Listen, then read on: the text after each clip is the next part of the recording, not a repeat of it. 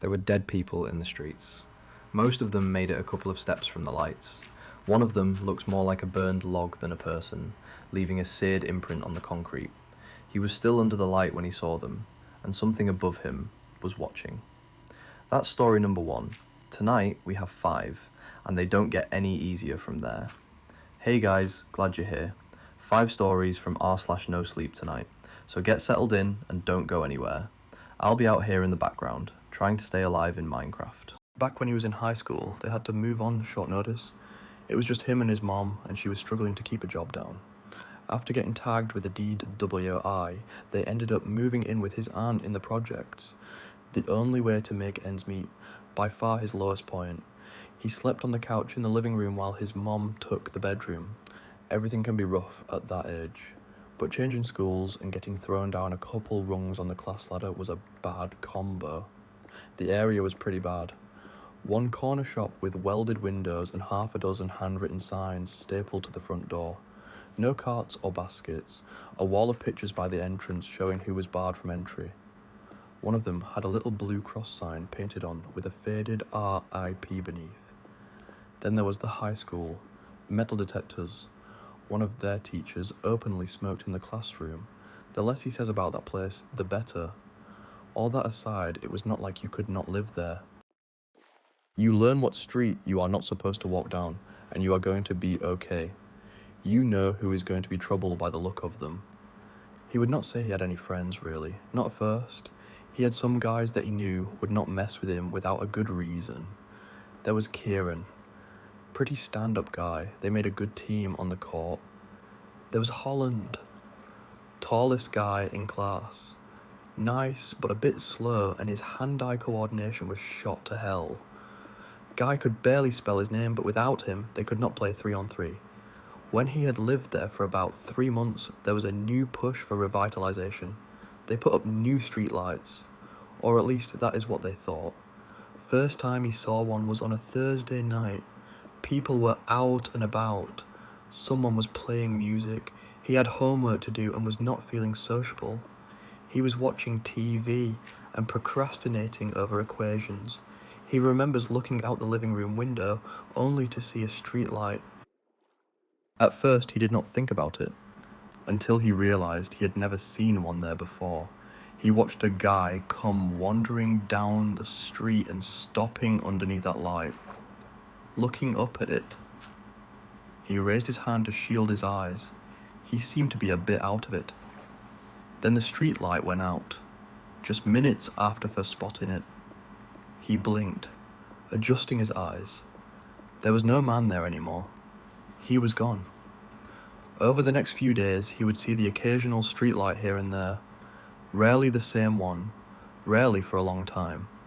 It was as if they just came on momentarily and only a few at a time. People around school were talking about it too. It was a known fact that the only streetlights that actually worked were the ones near the school, so to see any others was noteworthy. Kieran did not like it.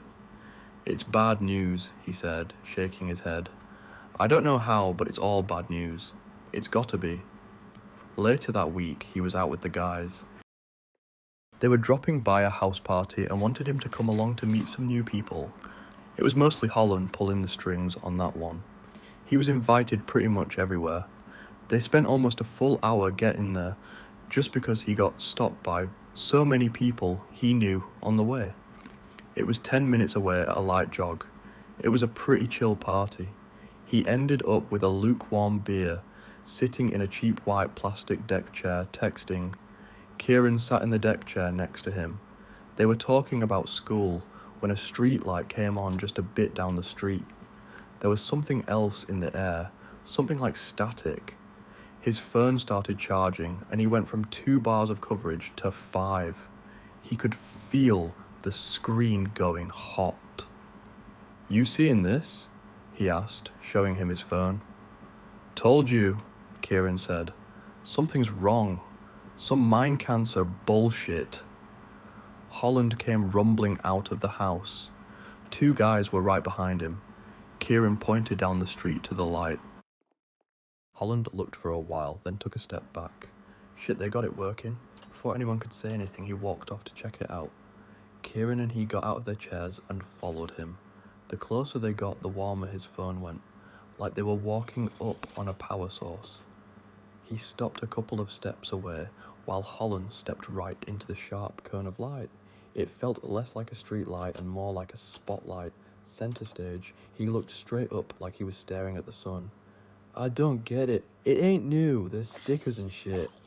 Holland tapped the streetlight a couple of times, shaking his head. The light went out. They went from burning bright to murky street corner in the blink of an instant. And when they looked a little closer, Holland was gone. He had been standing right there a second ago. Now he was not. No sound of footsteps walking away. No shadow. No movement. Just gone. They stood there in the dark for a long time, not saying anything, just staring at the spot where Holland had been. The weeks that followed were bad. People from the neighborhood going missing. Always the same pattern. They would be seen walking toward one of the lights, and then they would not be seen anymore. The police came.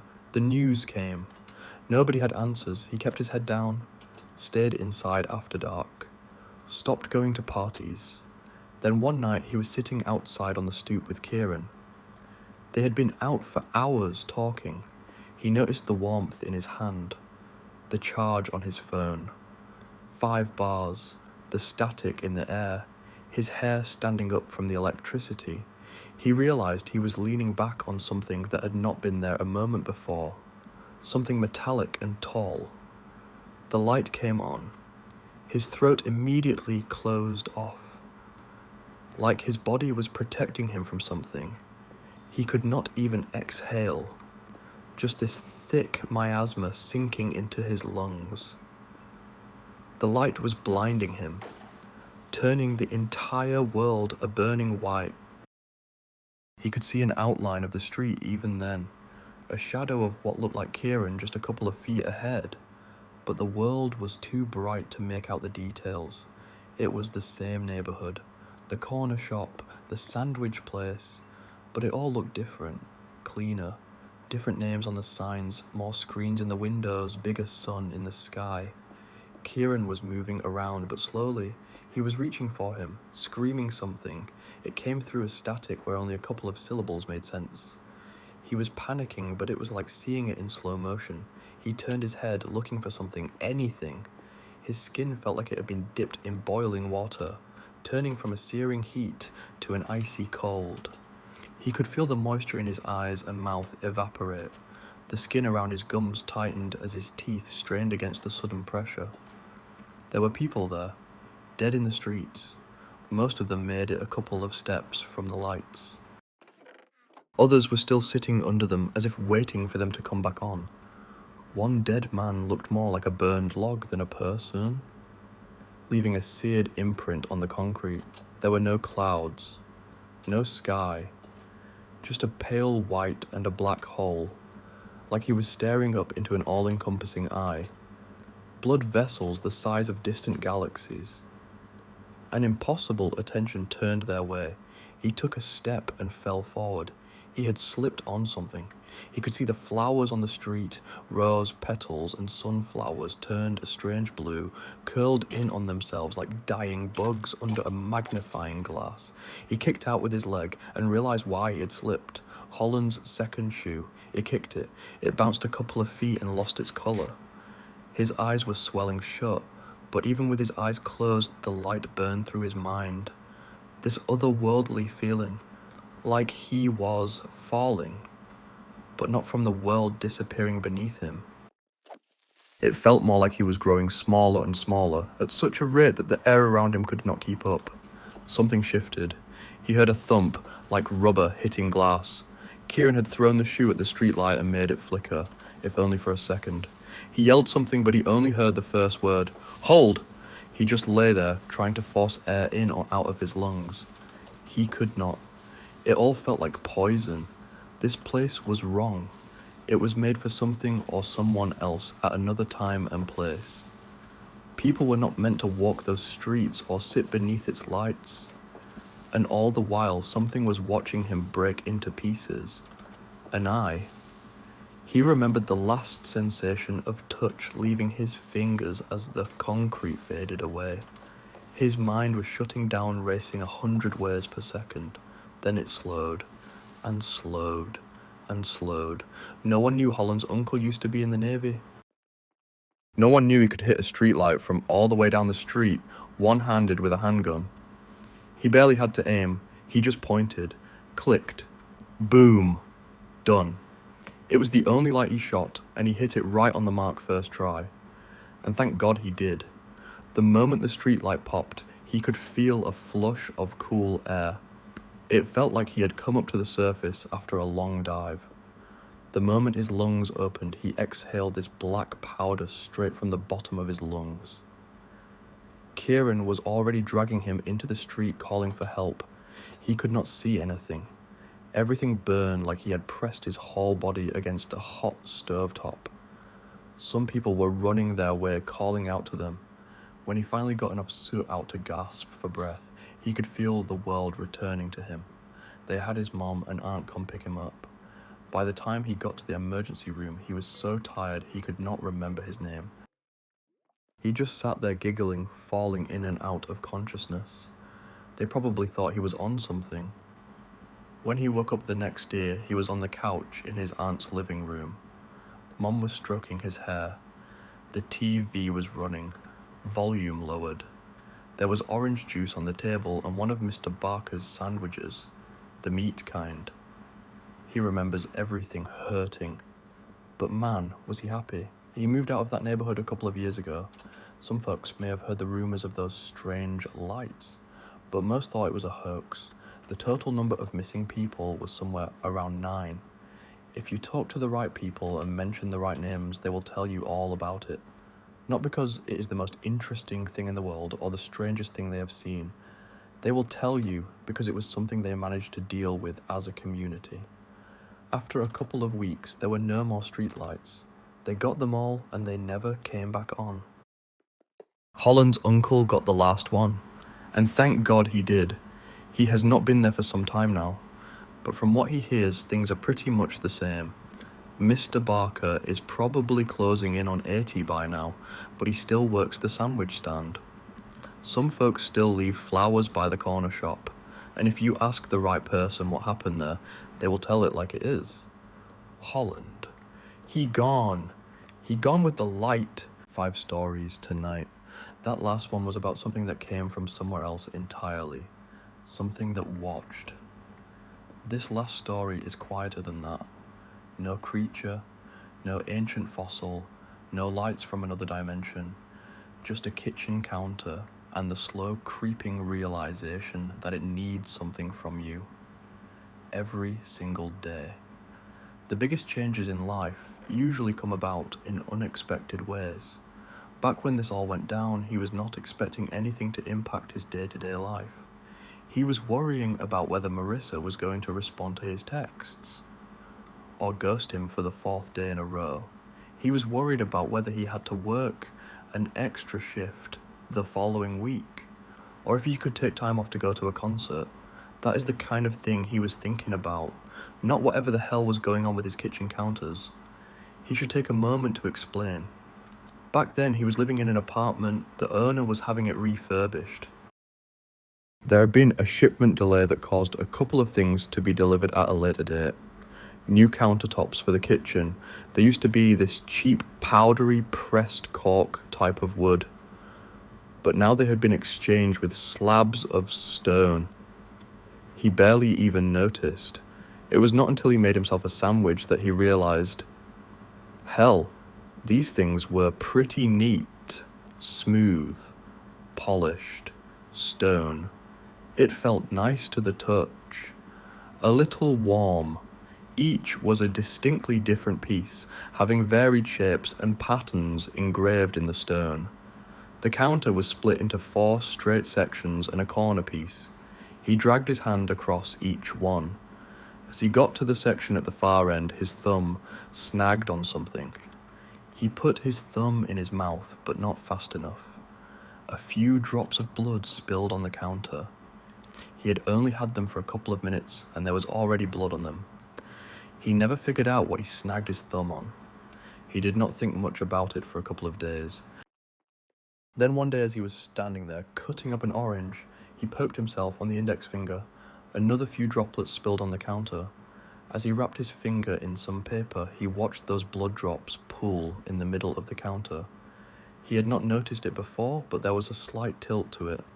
Any liquid spilled on the counter naturally pooled in the middle, and if there was too much, it trickled out like a spout.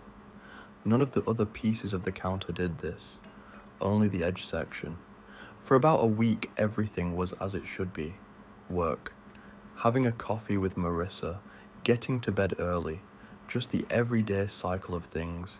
He did notice he was having a streak of bad luck, though. There was always something bothering him. A paper cut, brushing his teeth a little too hard, biting down on the corner of his nail until a little red dribbled out. But every time it happened, he could not help but notice two things. First, it almost always happened near that kitchen counter. And second, whatever little drop of blood was spilled always pooled so naturally in the centre of it. Like the countertop was built for this. He remembered the thought sneaking up on him like a prowling cat. He was having a sandwich in the kitchen after a night out. As he waited for his phone to buzz, he considered just how many times he had accidentally bled on that counter. The answer, once he thought about it, surprised him. He had bled on it every day since it got there. He always flossed his teeth while walking around the kitchen, and his gums were not in the best of shape. A little blood there. He had this scab on his arm that when scratched bled a little. Another few drops there. A paper cut here. A slip of the knife there. A particularly bloody steak. One way or another for about a week. There had been blood on that counter every single day. He chalked it up to bad luck. He did start to pay a little more attention though. He was being a bit more careful. He stopped walking around while brushing his teeth. He started preparing his food on another section of the counter, as if depriving the edge piece would somehow grant him some modicum of control. But even so, a couple of drops would make their way to it one way or another, sometimes when he was not even paying attention. One day he smacked a particularly large mosquito on it, leaving a little bloodstain. Another time he had a nosebleed and did not even notice it until it got on his hands. That is where that alien thought hit him for the first time. There is always blood on the counter. He began to consider the possibility that maybe somehow there had to be blood on the counter. He did not question how or why, but the idea itself added up. There had been a little blood there every single day. And that little groove, that slight tilt, making every drop of liquid pool in the middle. It was so perfect, symmetric, like the stone itself was made for this purpose. He was going away for a few days. Marissa and he were seeing each other. He went to stay at her place. He also had a work trip the following Monday. By the time he got back home, he was so exhausted that he did not even consider the kitchen counter. It was not until he heard a strange noise that he snapped to attention. It was coming from the kitchen. He put down his bag and noticed two distinct and recognizable sounds. Long before he stepped through the kitchen doorway, one sound was the hiss of a sudden wind. The other was the buzzing of flies. There was a dead bird on the floor. It had crashed through the window, slammed into his kitchen, and died. The flies were already feasting on it, and as always, there was blood on the counter. The landlord came up to inspect the damage. He dragged his finger across the edge of the broken glass. Naturally, he got a little cut. As he hurried to wash it off, a couple of drops of blood spilled on the counter. How are you enjoying the countertops? Pretty neat, huh? Yeah, neat. Much smoother. And tougher. Gonna need a sledgehammer to make a dent in this thing. You know what they are made of? Some kind of stone. Limestone, I think. Limestone. He started researching. He found a site about ancient stone and ritual use. Then another about sacrificial altars. The materials used, the designs, the grooves. He stopped reading when he found a passage about a specific type of limestone, quarried from a region in the Middle East thousands of years ago. used almost exclusively for one purpose. The groove in the center was not decorative, it was functional, to channel blood toward a collection point. He looked at his counter, the slight tilt, the way liquid pulled in the middle. He called the landlord, asked where the countertops had come from. The landlord said they were from a salvage yard.